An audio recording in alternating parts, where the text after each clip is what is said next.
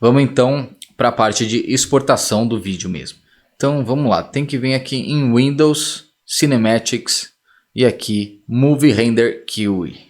Já aconteceu comigo de não aparecer isso aqui, porque precisa estar com um plugin habilitado aqui. Por alguma razão, teve vezes que eu abri o Unreal e estava desabilitado. Então, antes de abrir aqui a janela, vou mostrar aqui Settings, Plugins. Tem essa janela aqui que você pode habilitar ou desabilitar todo tipo de plugin aqui no Unreal.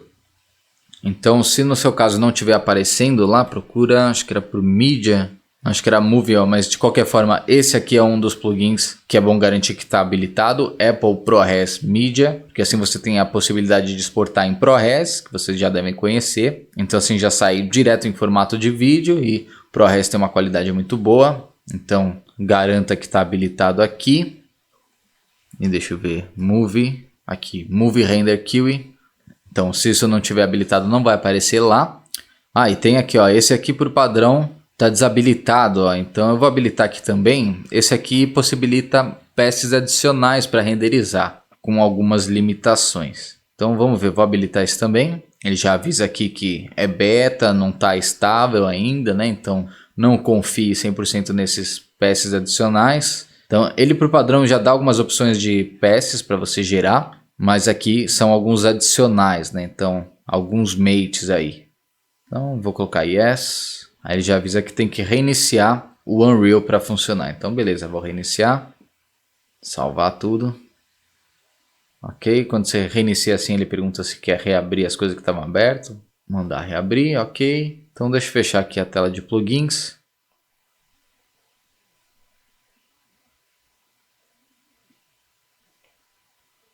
Ah, que susto.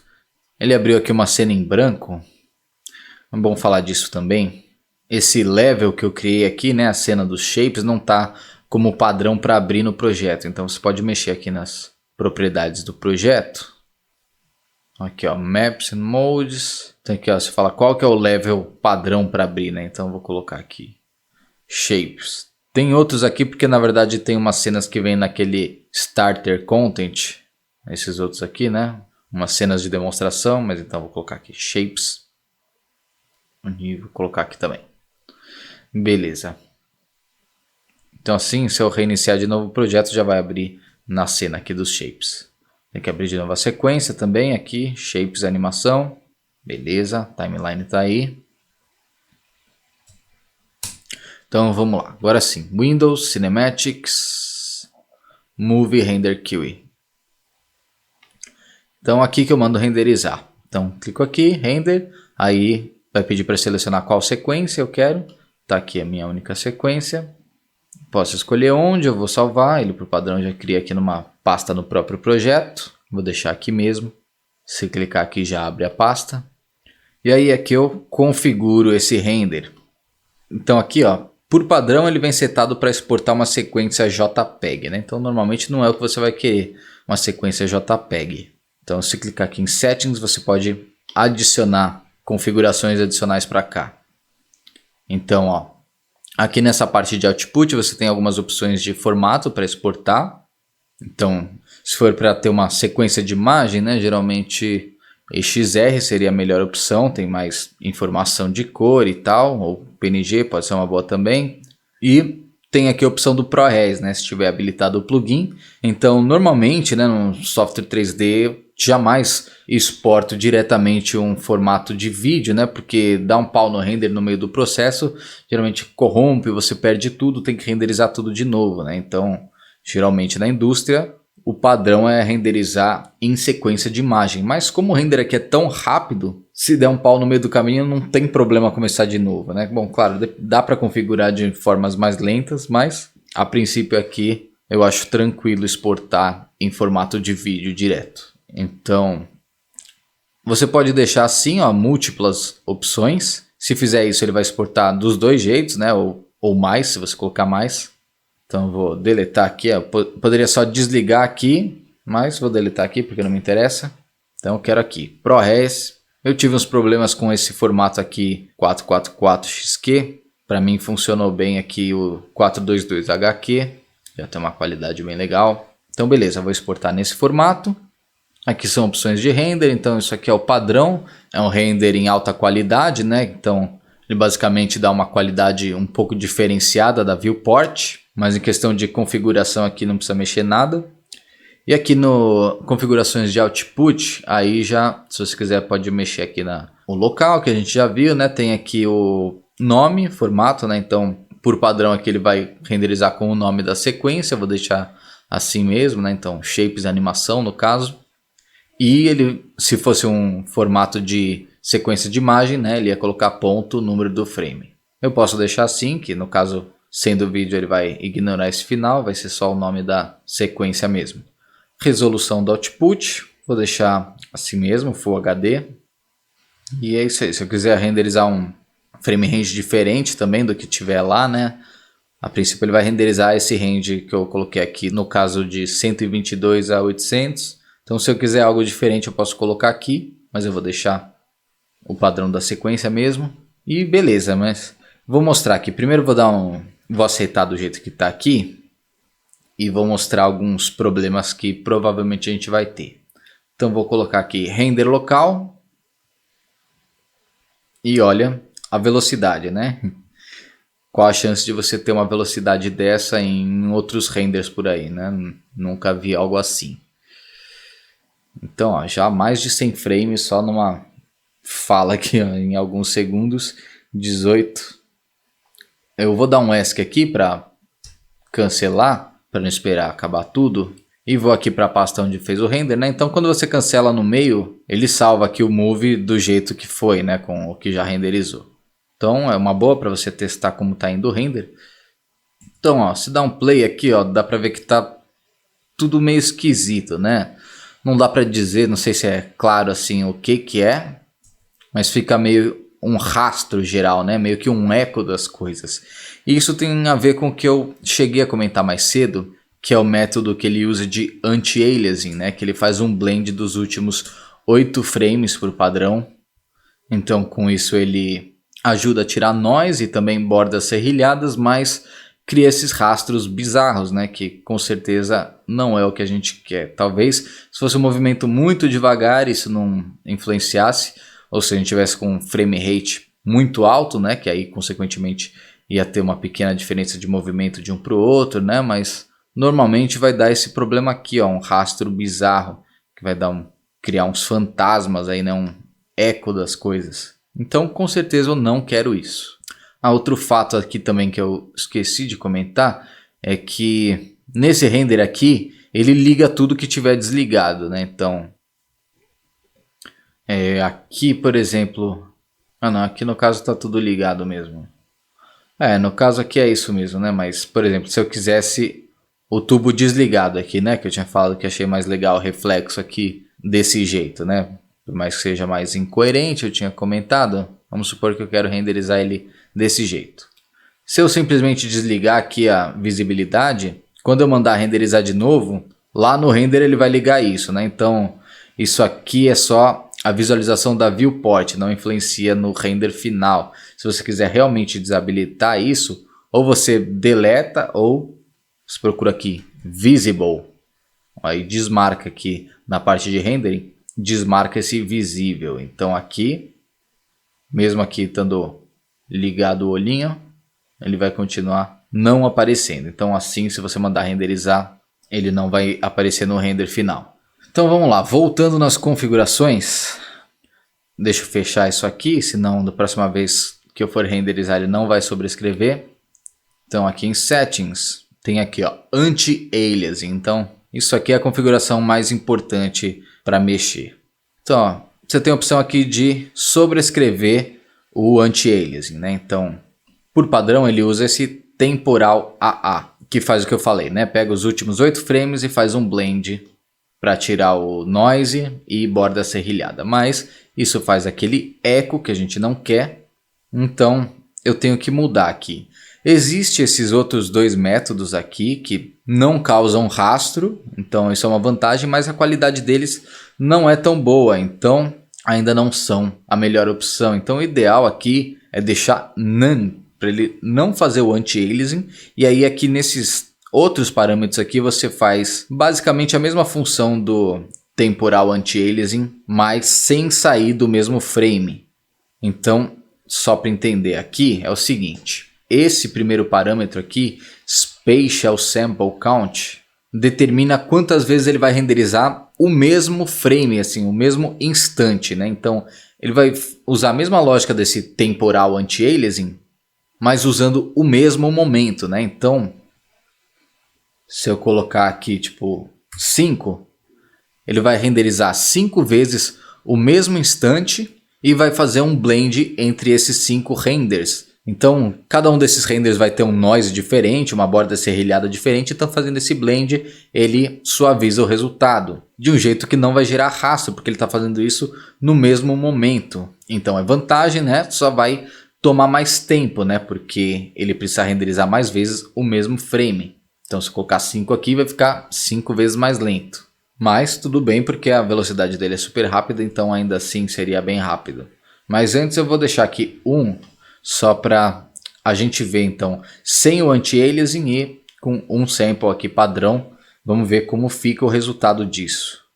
Então, render, render. Então tá super rápido a velocidade, mas vamos lá, vou cancelar. E olha só, dá pra ver que a qualidade tá bem prejudicada, né? Ó, tem uns brilhos nada a ver ali rolando. Em alguns momentos dá pra ver uma borda serrilhada aqui, por exemplo. Não é algo tão notável, né? Acho que o que tá mais notável, sem dúvida, aqui é esses brilhos nada a ver. Que aí, na verdade, talvez seja algo difícil, né? Porque aqui parece são reflexos aqui da emissão. Talvez isso seja difícil de tirar, talvez precise de bastante samples, vamos ver, né? Ó, aqui a borda nitidamente serrilhada, aqui esse reflexo. Ó, pegando pelo primeiro frame, aqui a gente já vê algo bem serrilhado. Então eu vou guardar esse render aqui para a gente comparar. Vou colocar um 2 aqui no final para ele não sobrescrever. Então vamos lá, vou mexer agora aqui no anti-aliasing e vou colocar, vamos ver se 5 é suficiente. Aceitar, render. E ó, repare que agora tá um pouco mais lento, né? Ainda tá bem rápido, na verdade. Mas aqui ó, dá para ver que existe essa parte subsample, tá 0 de 5. Então a cada frame, na verdade, ele tá renderizando 5 vezes o mesmo frame.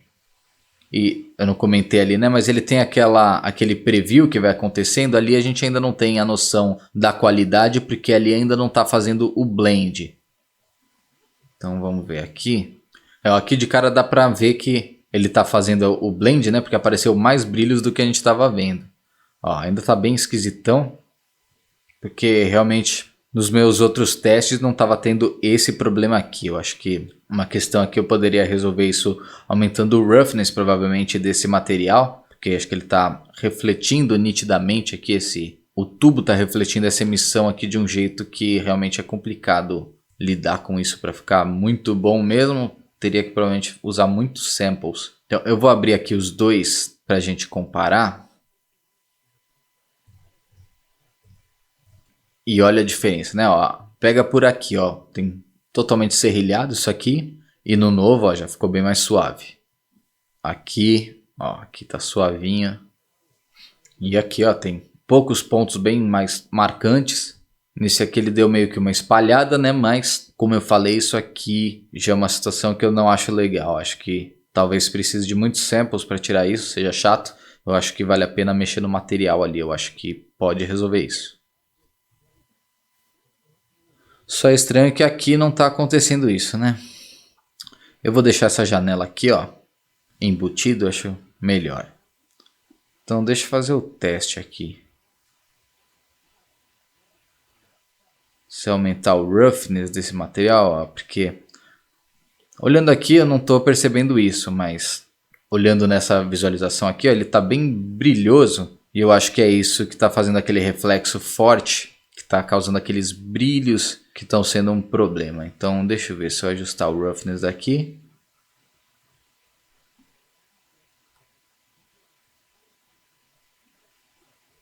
É porque um concreto desse não é para ser brilhoso mesmo. Ó. Então acho que algo assim tá legal. E deixa eu ver se por acaso isso resolve ou pelo menos melhora. Aí, ó. Aqui já no preview, né, que ainda nem tá o blend acontecendo, já deu para ver que isso resolveu, né? Então, às vezes, isso é algo para ter em mente também, né, que às vezes fica tentando resolver tudo aumentando os samples e qualidade, e às vezes tem uma solução mais simples e eficiente.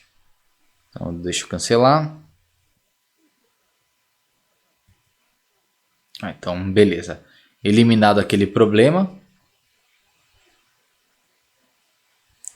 No geral tá legal, mas o problema que costuma acontecer nessa situação é com o Motion Blur. Ó, ele cria um Motion Blur basicamente comparando a posição das coisas, né, entre um frame e outro, e ele cria um blur direcional baseado nisso, né, mas acaba não sendo algo muito preciso. Ó. Então ficam umas bordas estranhas no Motion Blur que é bem bizarro.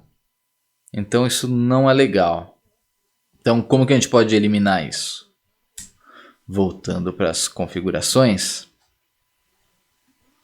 a gente tem aqui esse outro parâmetro de baixo que é o Temporal Sample Count. Então essa é uma outra opção que em vez de renderizar o mesmo instante, ele subdivide um frame, né? Então, por exemplo, se eu colocar 5 aqui, se eu colocar 5 aqui, então ele vai subdividir um frame em 5 momentos, né? Então vai fazer a mesma lógica também de renderizar 5 e fazer um blend entre eles, mas em vez de renderizar exatamente o mesmo instante, ele vai pegar 5 momentos diferentes entre um frame e outro. Então isso vai gerar meio que um rastro, digamos, mas vai ser um rastro que vai estar dentro do intervalo de um frame e outro. Então isso vai gerar simplesmente um motion blur, que é algo bom, vai dar um motion blur com um efeito melhor do que o que a gente estava vendo, né, que é baseado ali numa estimativa. Ele vai realmente fazer um blend de momentos diferentes, mas justamente vai ser momentos que estão dentro do espaço de tempo de um frame e outro,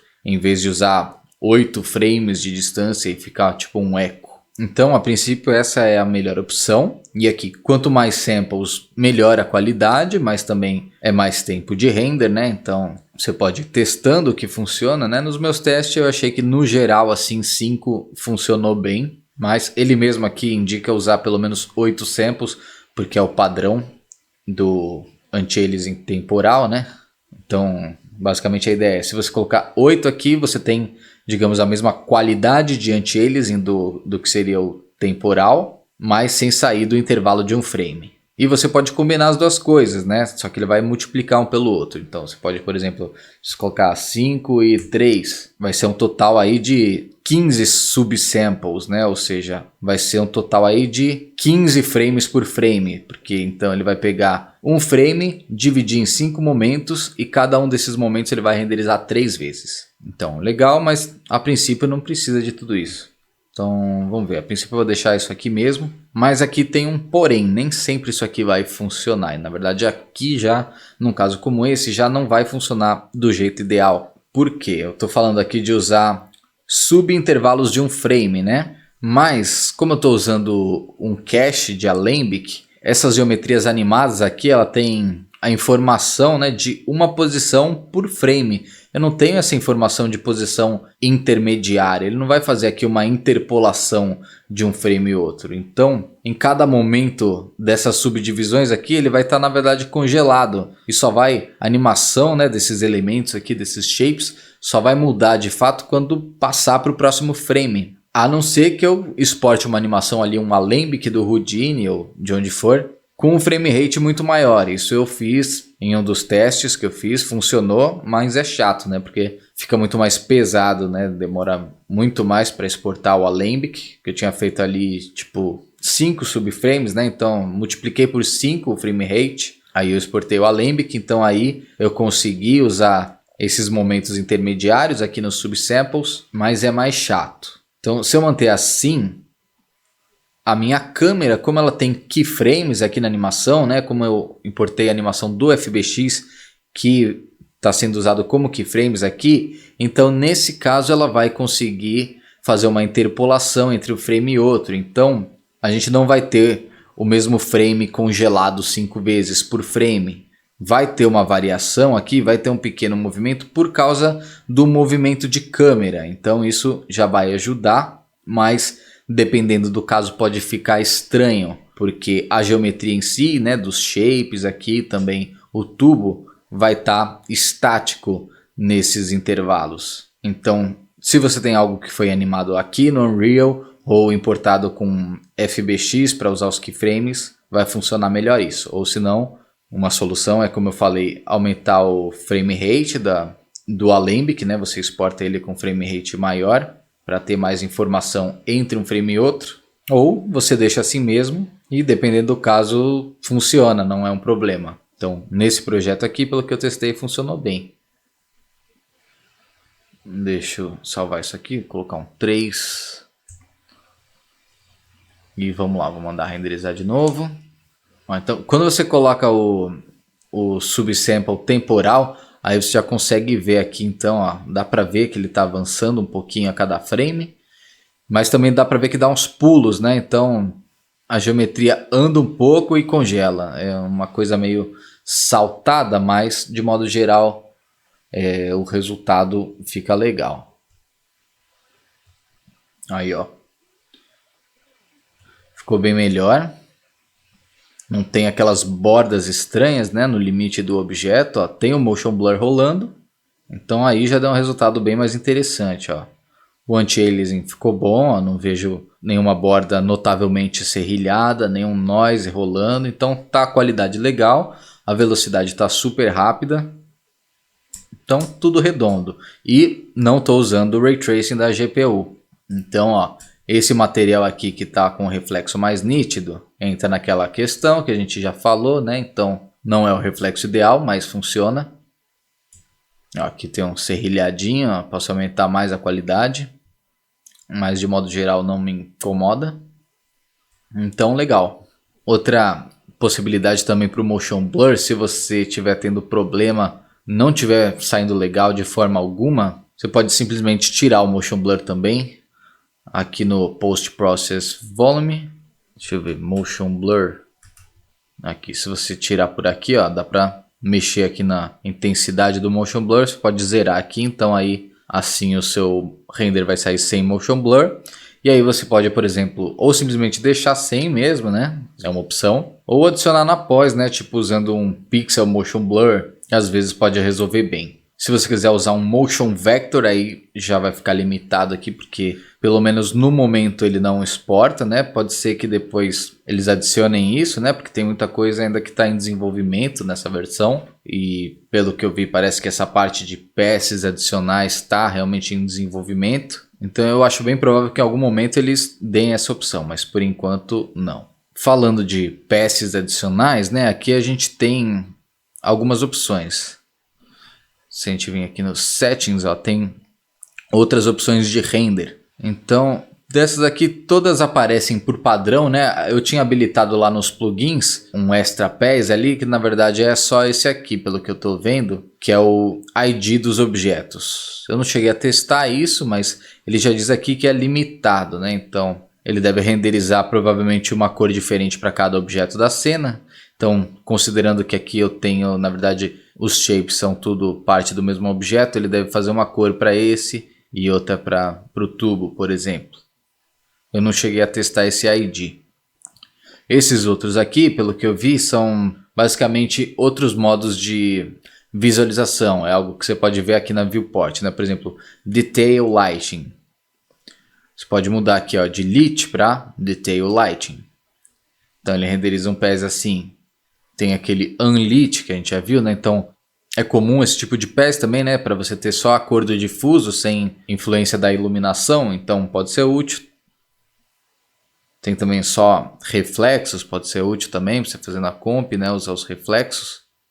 Aqui, ó, legal. Então tem algumas opções, né? São limitadas, né? Não é o ideal para você fazer a comp e tal. Mas são umas opções, né? É que muito, como eu falei, acaba vindo, né? Da parte da pós acaba ficando muitas vezes embutida aqui no próprio Unreal. Então isso aqui é tipo um plus, mas não é o foco deles, né? Oferecer essa parte de pós-produção fora. Mas eles estão trabalhando nisso, né? Acredito que muita gente deve estar pedindo. Acho que principalmente o ID realmente é algo útil. Então aqui a gente vê que eles estão trabalhando nisso. Ó. Então posso colocar aqui vários, né? Se eu quiser, vários passes.